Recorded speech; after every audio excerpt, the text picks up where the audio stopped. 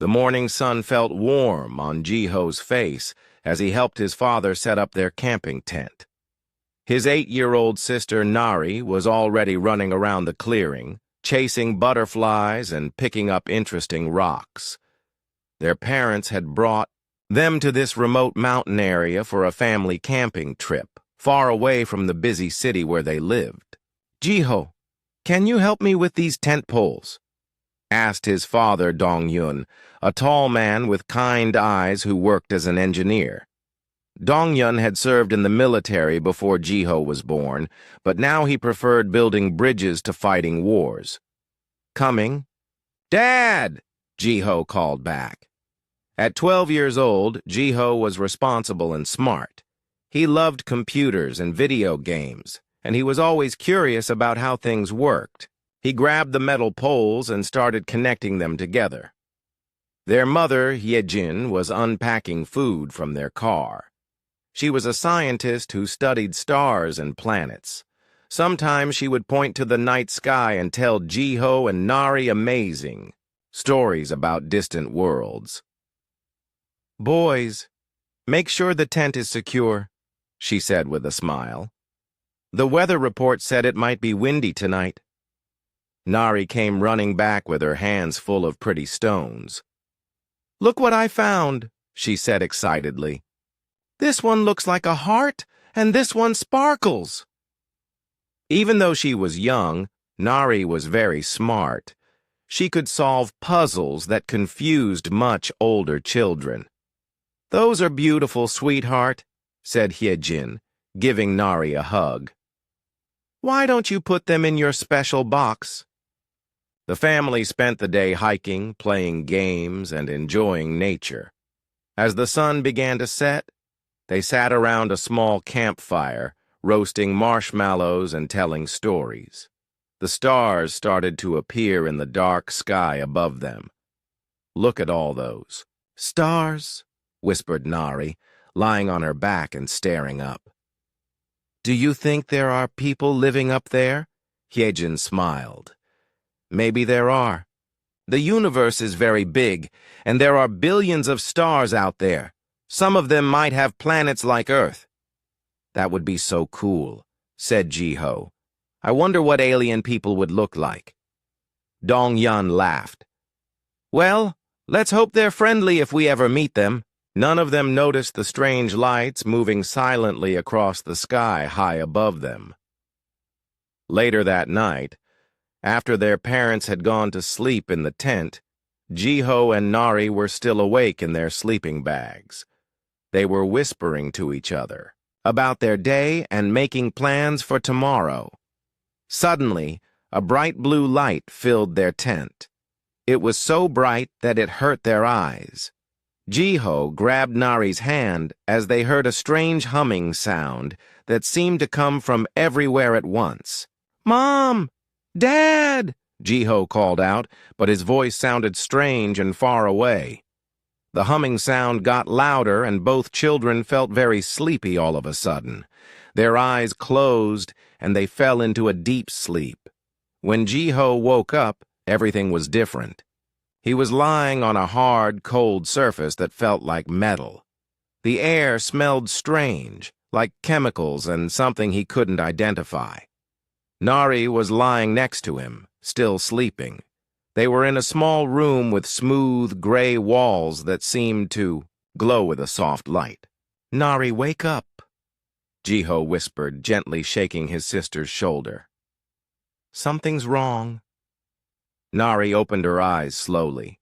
When she saw where they were, she sat up quickly and looked around with wide, scared eyes. "Jiho, where are we?" "Where are Mom and Dad?" Before Jiho could answer, part of the wall slid open like a door. 3 strange creatures walked into the room. They were tall and thin with long arms and legs. Their skin looked hard and shiny, like the shell of a crab. They had big dark eyes and mouths that looked like sharp beaks. When they moved, they made soft clicking sounds. The children pressed close together as the creatures looked at them. One of the aliens held a small device that beeped and flashed with lights. It pointed the device at Jiho and Nari, moving it up and down their bodies. "Interesting," said the alien in a voice that sounded like it was coming from a computer. Somehow Jiho and Nari could understand what it was saying. The specimens appeared to be juvenile members of the species. Note the smaller size and different facial features compared to the adult samples we observed. "Should we separate them for individual study?" asked another alien. "No," replied the first one. "Keep them together for now. We need to observe their social behaviors and communication patterns." Jiho felt anger rising in his chest. These creatures were talking about him and Nari like they were animals in a zoo. "We're not specimens," he said loudly. "We're people. Where are our parents?" The aliens looked surprised that Jiho had spoken. They clicked to each other in their strange language, and their big eyes seemed to study the children even more carefully. "The juvenile demonstrates complex vocal communication," noted the first alien. "This is unexpected for such a primitive species." "Primitive?" Nari said, standing up despite her fear. "We're not primitive. My mom is a scientist and my dad builds bridges. We have computers and cars and rockets that go to space." The aliens clicked more loudly, seeming excited by what Nari had said. The one with the device made more beeping sounds as it scanned them again. "The smaller specimen claims knowledge of advanced technology," it said. "This requires further investigation." One of the walls in the room suddenly became clear like glass, and Jiho could see outside. They were on a spaceship, floating in the darkness of space. In the distance, he could see Earth, looking like a beautiful blue and white marble. "We need to get home," Jiho whispered to Nari, putting his arm around her shoulders. "Mom and Dad must be so worried." The aliens left the room, and the wall became solid again. Jiho and Nari were alone, trapped on an alien spaceship far from home. But Jiho was already thinking. He had noticed things about the room, the way the door opened, the lights that responded to movement, the small vents in the walls where air came from. If these aliens thought humans were just primitive animals, they were about to learn they were very wrong. Jiho might be only 12 years old, but he was smart, and he wasn't going to give up. He was going to find a way to get himself and Nari back to their parents, no matter what it took. Outside their prison, the alien ship continued through space, carrying its precious cargo toward a research station where scientists waited to study what they believed were simple creatures from a backward planet. They had no idea that they had just made the biggest mistake in the history of first contact with humanity. Back on Earth, Dong-yun woke up to the sound of birds singing. The morning sun was shining through the tent, and he expected to hear his children laughing and playing outside. Instead, there was only silence. "Jiho? Nari?" he called softly, not wanting to wake Hyejin if the children were still sleeping. When there was no answer, he looked over at their sleeping bags. They were empty. Dong-yun sat up quickly and shook his wife's shoulder. "Hyejin, wake up! The kids aren't here." Hyejin opened her eyes and immediately looked around the tent. "Maybe they went to the stream to wash their faces," she said, but her voice was worried. "Jiho is responsible. He wouldn't go far without telling us." They both got dressed quickly and stepped outside. The campsite looked exactly the same as it had the night before. The fire had burned down to cold ashes, and everything was in its place. But there was no sign of Jiho and Nari anywhere. "Jiho! Nari!" Dong-yun shouted as loud as he could. His voice echoed through the forest, but no voices called back. Hyejin was looking at the ground around their tent. Her scientist training had taught her to observe details carefully. "Dong-yun, look at this," she said, pointing to the grass near where the children had been sleeping.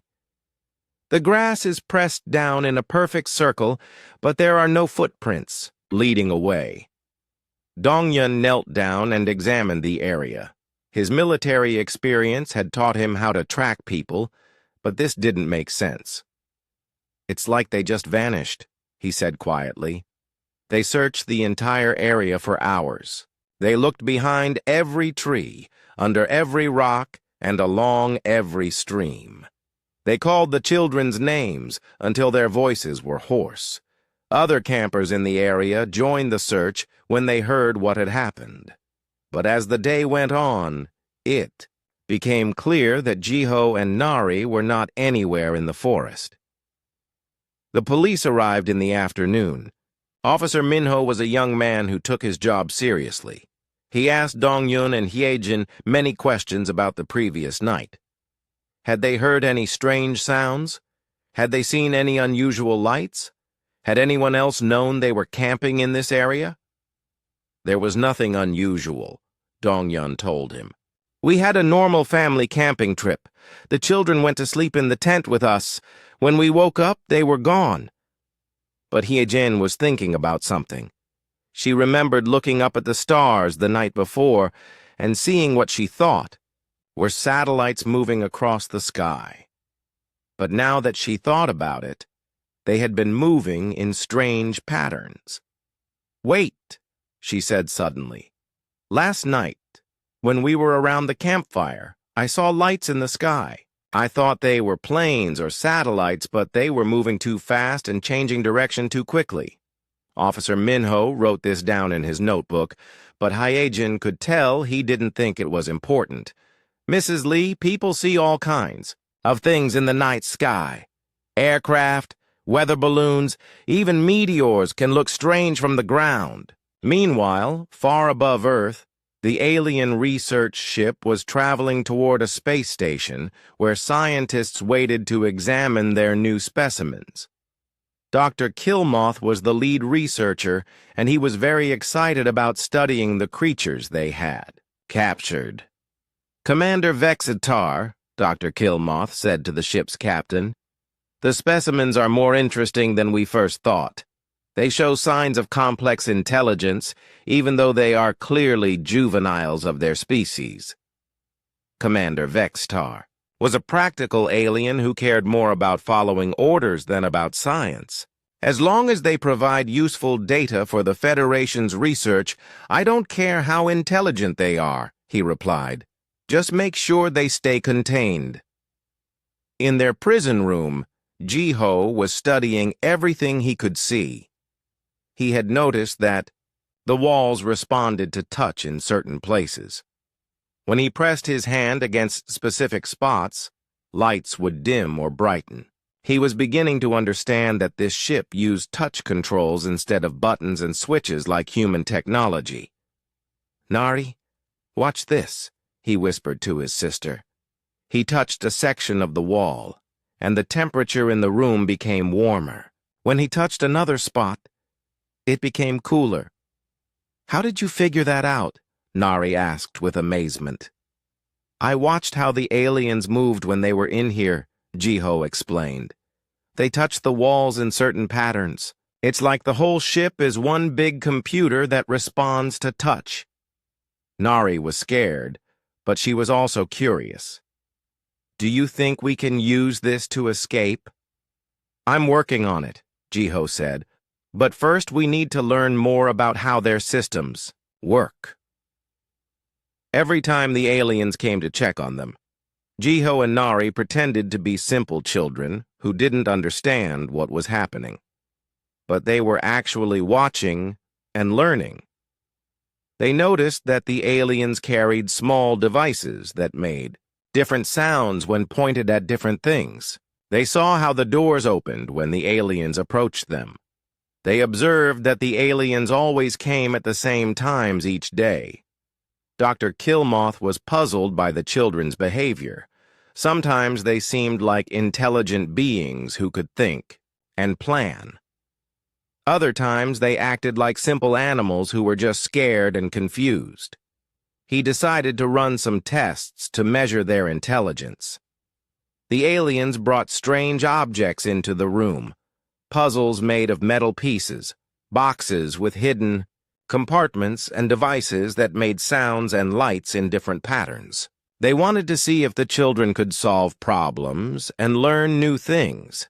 Jiho and Nari were very good at solving the puzzles, much better than the aliens expected, but they were careful not to solve them too quickly.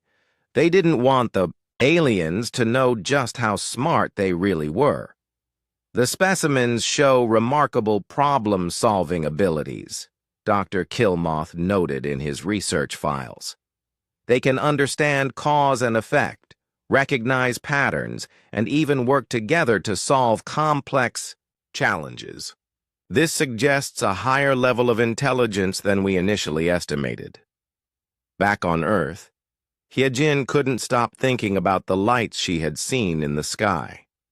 She went to her laboratory at the university and began analyzing atmospheric data from the night her children disappeared. She was looking for any unusual energy signatures or electromagnetic disturbances. What she found made her heart race. There had been a massive energy spike in the area where they were camping, lasting for exactly 3 minutes. The energy pattern was unlike anything she had ever seen in nature. It wasn't lightning, and it wasn't from any human technology. She called Dong-yun immediately.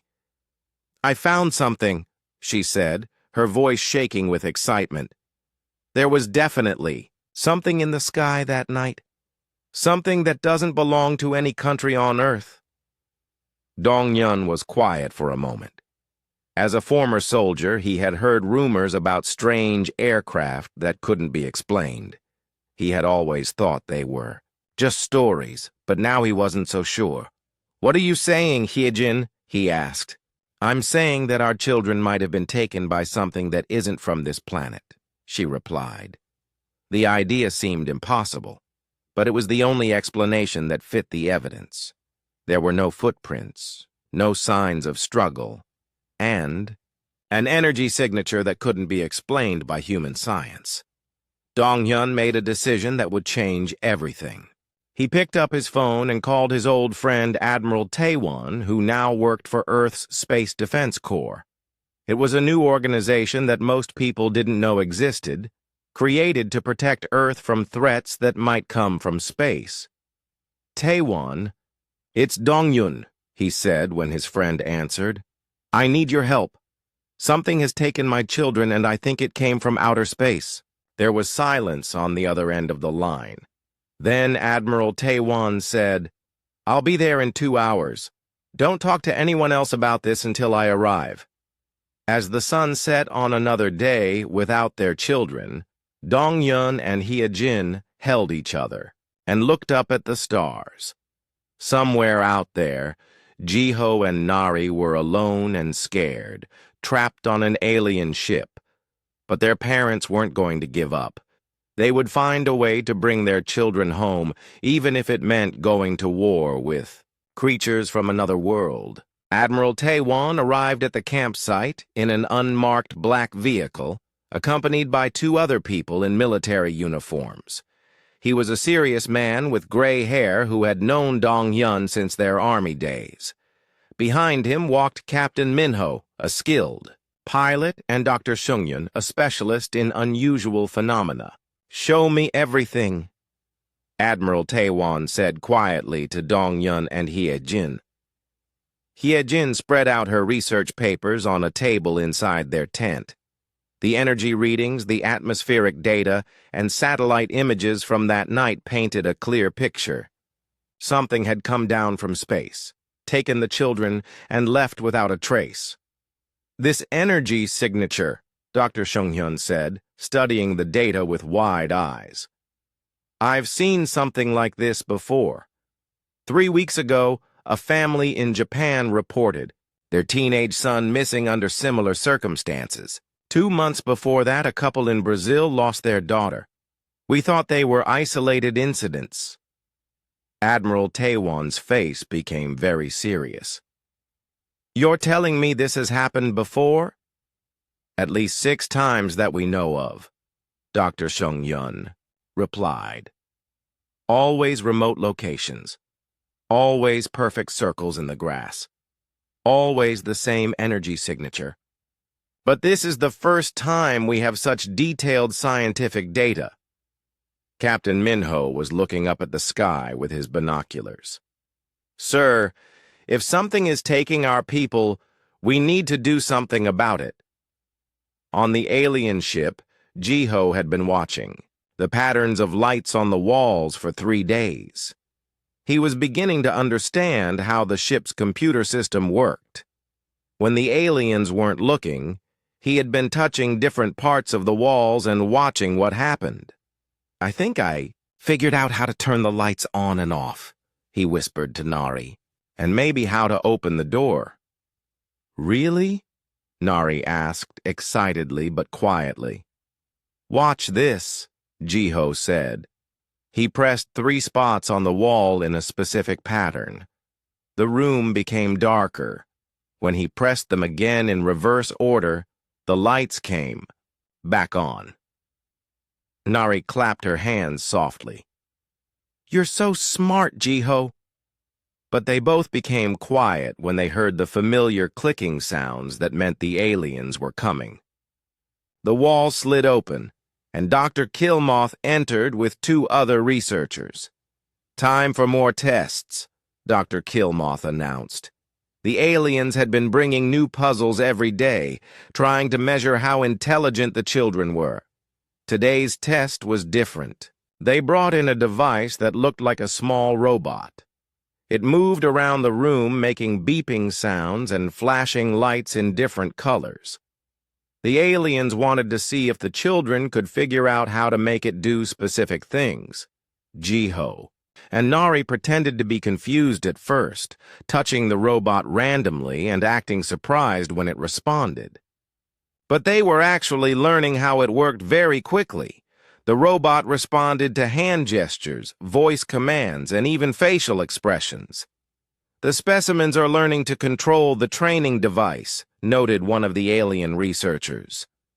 Their adaptation rate is much faster than expected for a primitive species. Dr. Killmoth was becoming more and more puzzled. These creatures were supposed to be from a planet that had barely developed space travel, but they showed intelligence that rivaled some advanced civilizations in the Federation. After the aliens left, Jiho and Nari practiced with the robot when they thought no one was watching. But they didn't know that hidden cameras were recording everything they did. Look at this, Jiho said to Nari. He had discovered that the robot could project images on the wall. By making different gestures, he could make it show pictures of stars, planets, and even what looked like maps. Is that Earth? Nari asked, pointing to one of the images. I think so, Jiho replied. And look, this must be where we are now.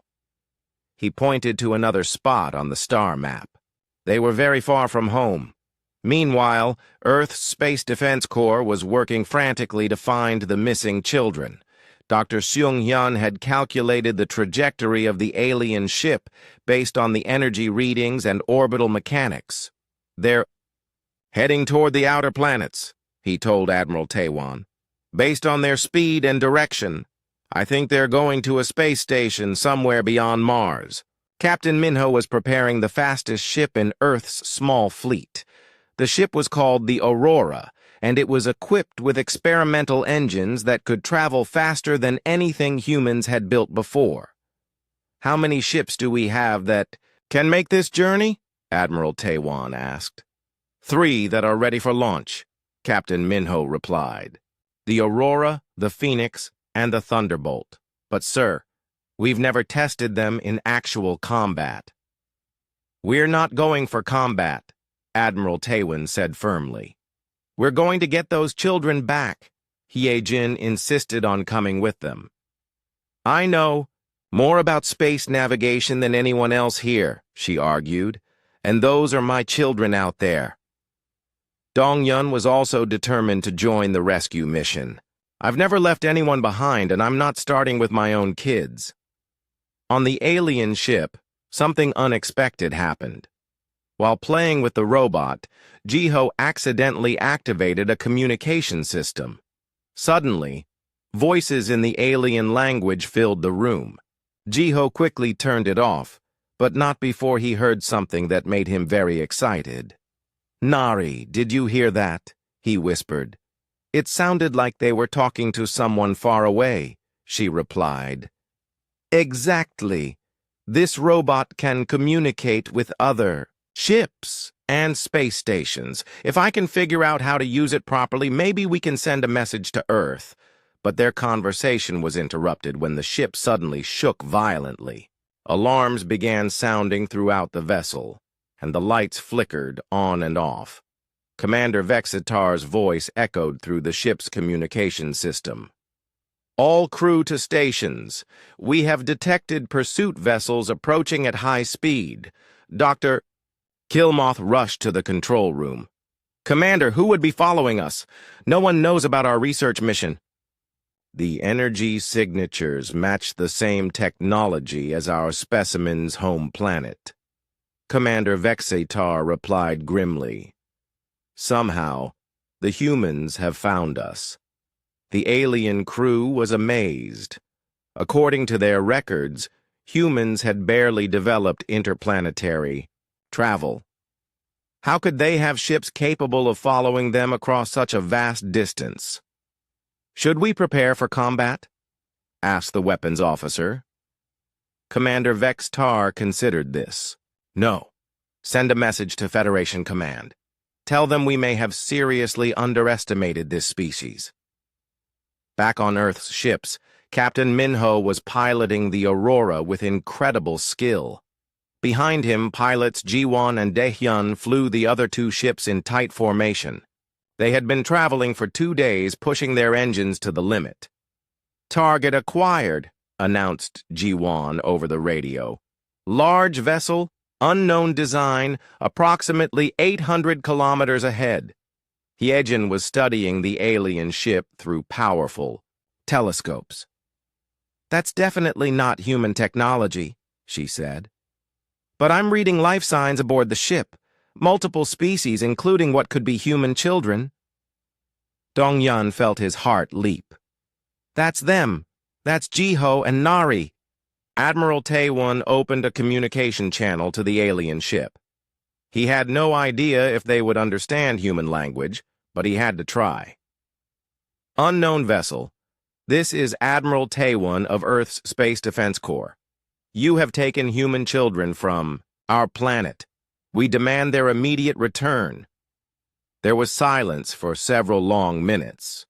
Then, to everyone's surprise, a response came in perfect English. "Human vessels. This is Commander Vexitar of the Galactic Federation research ship Nexus Prime. We are conducting authorized scientific research. You are interfering with Federation operations." "Those research subjects are our children," Dong-yun said angrily into the radio. "They are not animals to be studied. They are intelligent beings with families who love them." Another long pause.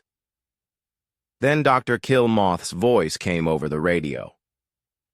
"You claim these specimens are children? Offspring of your species?" "Yes," Hyejin said firmly. "They are 12 and 8 years old. They are babies by our standards, taken from their parents without permission." The silence that followed was much longer this time.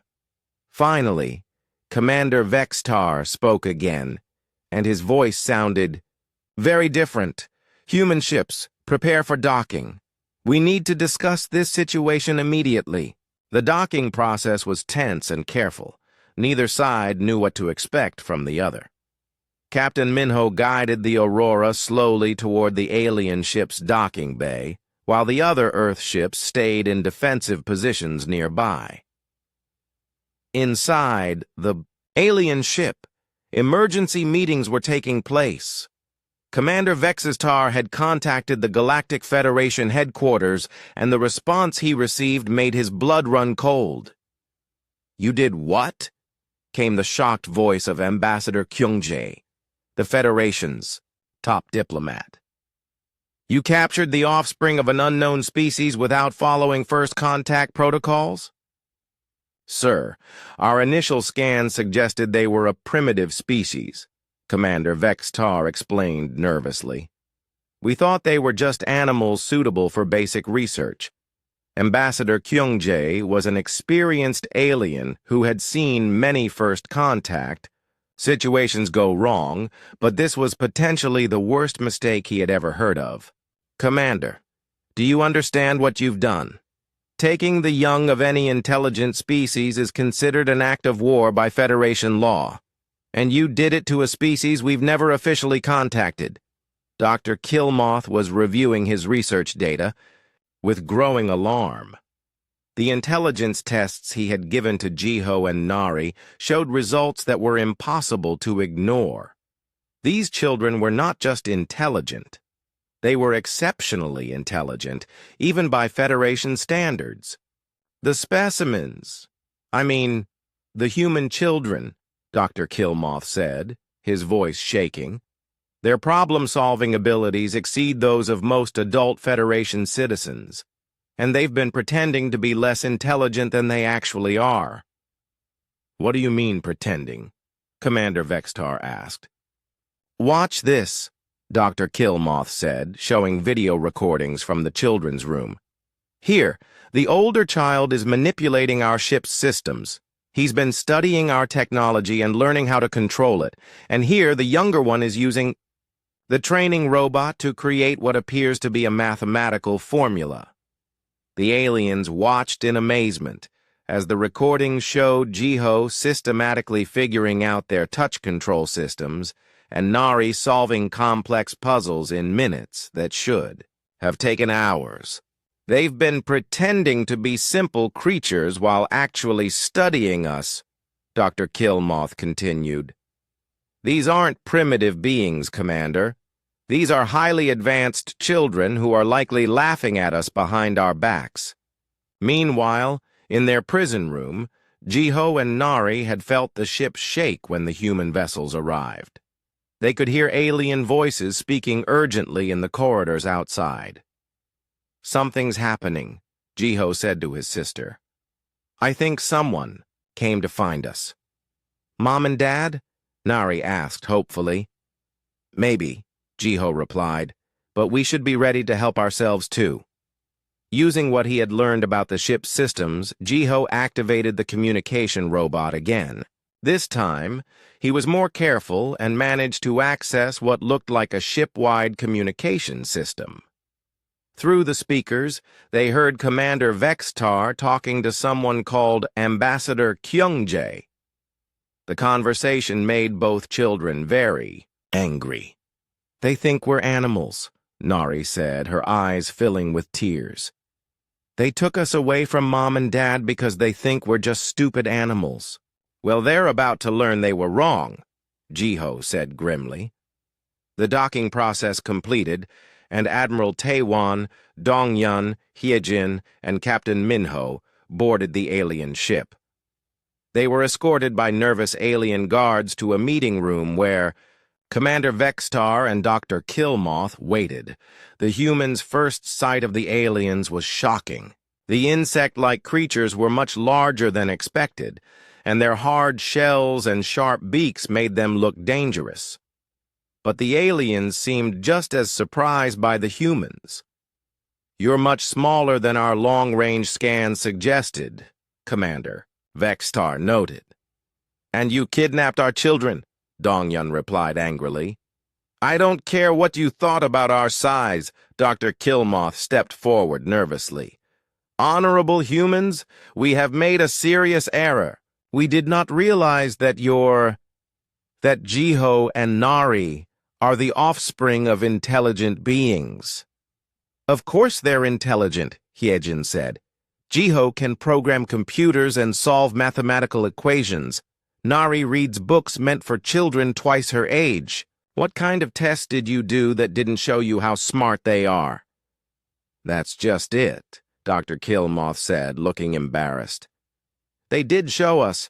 They solved every puzzle we gave them, manipulated our technology, and demonstrated reasoning, abilities that exceed galactic averages.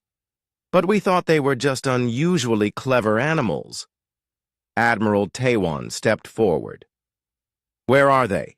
We want to see them immediately. Of course, Commander Vextar said. But first, you must understand something. What we have done is not just a crime against your family. According to Federation law, kidnapping the young of any sentient species is one of the most serious offenses possible. When the Federation Council learns of this, there will be severe consequences. As they walked through the ship's corridors toward the children's room, Ambassador Kyungjae's voice echoed through the ship's communication system. He had arrived on a fast Federation ship and was boarding to take control of the situation. You captured human offspring? Are you mad? His voice boomed through the speakers. Do you have any idea what you've done? You've potentially started a war with a species we know nothing about. In the meeting room they were approaching, Ambassador Kyungjae was reviewing the data about humanity that Federation scouts had collected. What he saw made the situation even worse than he had thought. These humans have nuclear weapons, space, travel, and advanced computing technology, he said to his aide. They're not a primitive species at all. They're a developing civilization that we should have approached with full diplomatic protocols. But, sir, his aide replied, our initial scans suggested they were barely beyond their planet's atmosphere. Because we only looked at their government space programs, Ambassador Kyungjae said angrily. Look at this data about their private companies, their military technology, their scientific research. These beings have been to their moon, have sent robots to other planets, and have satellites throughout their solar system. When the group reached the children's room, Hyejin and Dong-hyun pressed against the viewing window. Inside, they could see Jiho and Nari sitting together on the floor. The children looked tired and scared, but they were unharmed. My babies, Hyejin whispered, tears running down her face. Dong-hyun's hands formed fists. Open this door right now. Of course, Dr. Killmoth said quickly, activating the wall controls. The door slid open, and Hyejin and Dong-hyun rushed inside. Jiho and Nari looked up with joy and ran into their parents' arms. Mom! Dad! Nari cried. I knew you would come find us. We tried to escape, Jiho said, hugging his father tightly. I figured out how some of their technology works, but we couldn't get past the main security systems. Admiral Taiwan and the aliens watched this reunion with very different emotions. The humans felt relief and joy, while the aliens felt shame and growing fear about what they had done. Ambassador Kyungjae arrived at that moment, along with several other Federation officials. When he saw the human family embracing, his expression became very serious. Commander Vextar, Dr. Killmoth, he said formally, you are both under arrest for violation of Federation First Contact Protocols, unauthorized specimen collection, and kidnapping of sentient offspring. But then he turned to Admiral Taiwan. Admiral, I am Ambassador Kyungjae of the Galactic Federation. On behalf of our entire government, I offer our deepest apologies for this incident. What has been done to your family is inexcusable. Admiral Taiwan studied the alien diplomat carefully. What exactly is this Galactic Federation? An alliance of over 200 intelligent species, Ambassador Kyungjae replied. And as of today, we very much hope that humanity will consider joining us as equals. Dong-Yun was still holding his children close. "What do you mean, as equals?" Ambassador Kyung-jae gestured to Dr. Killmoth's research equipment. "Your children have demonstrated abilities that most adult Federation citizens cannot match. Your ships reached us faster than should have been possible with the technology we thought you possessed. And your dedication to rescuing your offspring shows the kind of character we value in Federation members." Heejin looked up from hugging Nari. "You want us to join your space alliance?" "Very much," Ambassador Kyung-jae said. "But first, we need to make this situation right. Commander Vextar and Dr. Killmoth will face trial for their actions. Your children will receive full compensation for their ordeal, and humanity will be offered full Federation membership with all the benefits that includes." Jiho looked up at his parents. "Does this mean we get to travel to other planets?" Admiral Taewon smiled for the first time since the crisis began. "I think it means we're about to become a much bigger family." 6 months later, the Earth looked very different from space. Dozens of Federation ships moved peacefully through the solar system, and a large space station was being built near the moon. It would serve as Earth's first embassy to the Galactic. Federation Jiho and Nari had become the most famous children in human history. News reporters from around the world wanted to interview them, and scientists wanted to study how they had figured out alien technology so quickly. But their parents tried to keep their lives as normal as possible. "I still can't believe you hacked into their ship's computer," said Dong-Yun as he helped Jiho with his homework. Even their own engineers were impressed. Jiho smiled. "It wasn't that hard once I understood the pattern. Their technology is actually pretty simple, just different from ours." In the kitchen, Heejin was helping Nari with a school project about different planets in the galaxy. Since the Federation had made contact with Earth, Nari's teacher had asked her to write a report about what she had learned during her time on the alien ship. "The aliens weren't mean," Nari explained as she wrote. "They were just confused. They thought humans were like smart animals instead of people. But now they know better." The trial of Commander Vexitar and Dr. Killmoth had been held on the Federation space station. Representatives from all the major Federation species attended, along with human observers including Admiral Taewon and a legal team from Earth. The trial had been educational for everyone involved. Dr. Killmoth had presented all his research, data about Jiho and Nari, showing how the children had consistently outsmarted Federation technology and solved problems that challenged adult scientists. The human juveniles demonstrated abilities that exceed galactic averages in every category we tested, Dr. Killmoth had testified. They showed creativity, logical reasoning, technological adaptation, and emotional intelligence that rivals the best minds in the Federation. Commander Vextar had been sentenced to removal from command and 3 years of service helping with Federation First Contact protocols. Dr. Killmoth had been given a lighter sentence because his research had actually helped the Federation understand human capabilities. But the most surprising outcome was that Dr. Killmoth had requested to come to Earth as part of the Federation's scientific exchange program. He wanted to study human development and intelligence in a proper research setting with full consent and cooperation from human families. "I spent years studying species throughout the galaxy," he had told the court, "but I have never encountered children as remarkable as Jiho and Nari.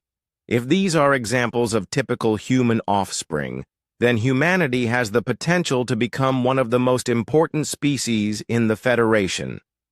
Ambassador Kyung-jae had taken charge of Earth's integration into the Federation. He had learned to speak several human languages and had spent weeks meeting with world leaders from every country.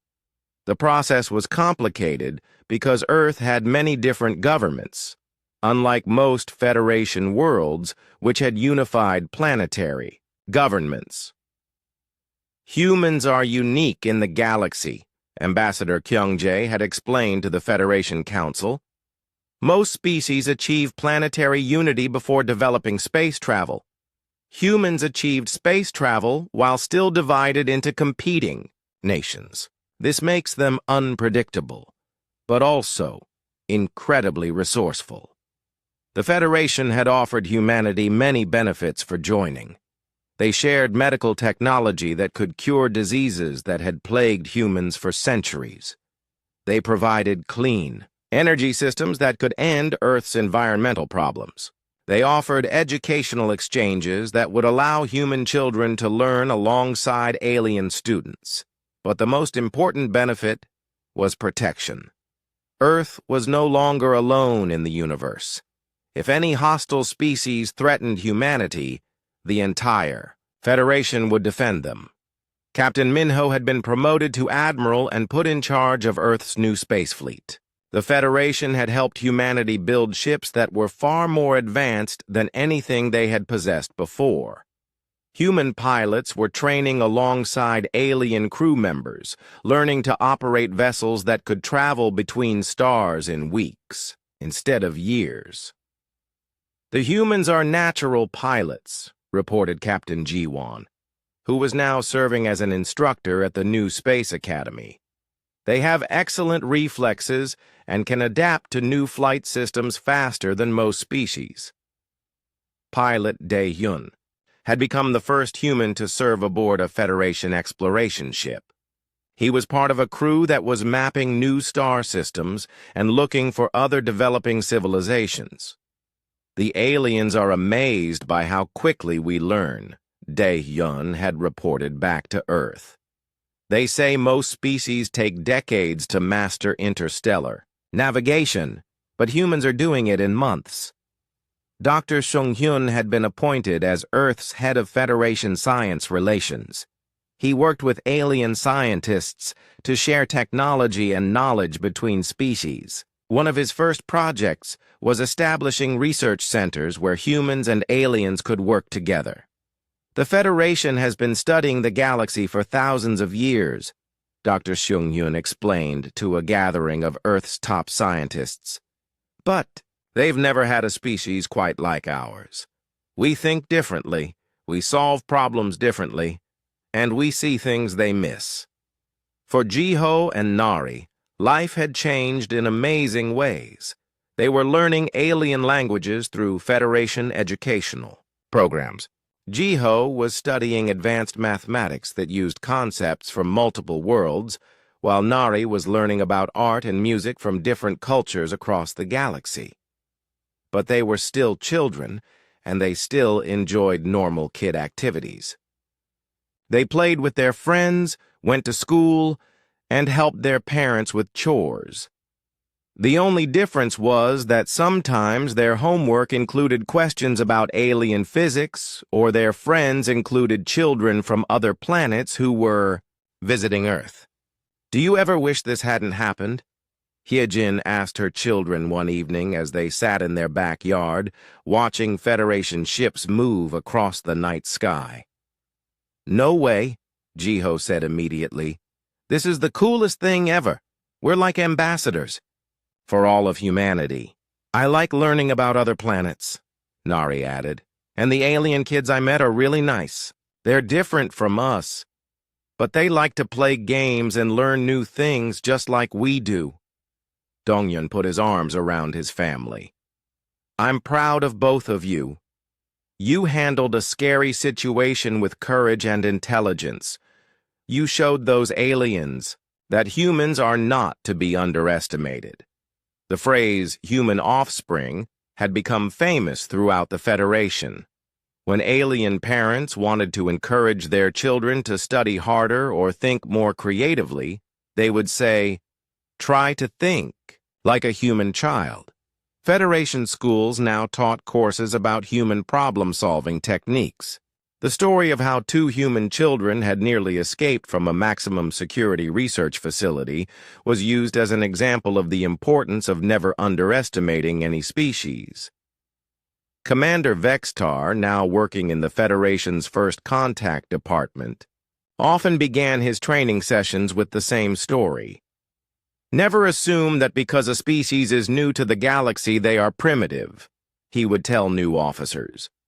And never, ever underestimate the intelligence of their young. Earth's membership in the Federation was officially approved by a unanimous vote of the Federation Council. At the ceremony, Ambassador Kyungji presented Admiral Taewon with a crystal that represented Earth's place among the stars. "Humanity brings something unique to our alliance," Ambassador Kyungjae said in his speech. "Your species has a combination of intelligence, creativity, and determination that will make the entire galaxy stronger." Admiral Taewon accepted the crystal on behalf of all humanity. "We promise to be worthy partners in exploring the universe and protecting all intelligent life." As the ceremony concluded, Jiho and Nari stood with their parents on the observation deck of the Federation space station.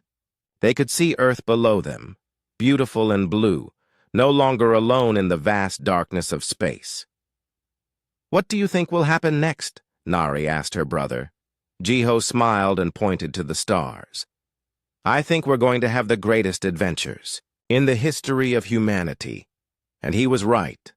The kidnapping that had started as a terrible mistake had become the beginning of humanity's greatest chapter. Earth was no longer isolated on the edge of the galaxy. Humans were now part of a vast community of intelligent species, contributing their unique perspective and abilities to the exploration of the universe. The Federation had learned an important lesson. Never underestimate a species based on first impressions, especially when it comes to their children. And humanity had learned that they were not alone in the universe, that there were friends among the stars who valued courage, intelligence, and the fierce love that parents have for their offspring. Years later, when historians wrote about this time, they would call it the moment when humanity truly became a spacefaring civilization.